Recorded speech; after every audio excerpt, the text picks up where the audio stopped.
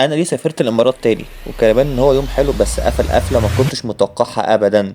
بعد سنتين جري شغل تاني في الامارات، حضرت شنطتي وطلعت على المطار، بس المره دي كنت طالع راس الخيمه مش دبي. رحت مطار برج العرب وقلت اصور نفسي، ودي واحده وربنا ما اعرفها قلت لها ما تخافيش مش هتطلعي. قالت لي يا عم والله اطلع، احلى مسا عليك. المهم قعدت استنى الطياره بتاعتي ولبست ازازه ميه صغيره ب 60 جنيه من المطار.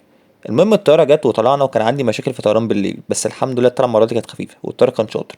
وجالي الاكل كرواسون كده بشويه جبن مدخنه وازازه ميه صغيره واعمل حد غالبا.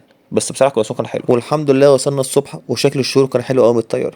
المهم الحمد لله وصلت مطار الشارقه، لقيت ديشا ابن خالتي مستنيني، جاب لي فطار حلو على الرايق في مكان هادي كده.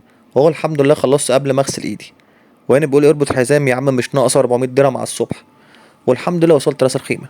وصلت الفندق الحمد لله، الاوضه كانت حلوه ونظيفه، ما كانتش غاليه بصراحه بالنسبه لسعرها، وفيها كل حاجه، سرير نضيف وتلفزيون وكمان نت حلو. بس بصراحة في الأول طبعا كنت قلقان لسه مش واخد على الموضوع، بس قلت أقوم أتصور أفك شوية عن نفسي عشان برضه آخد على الموضوع.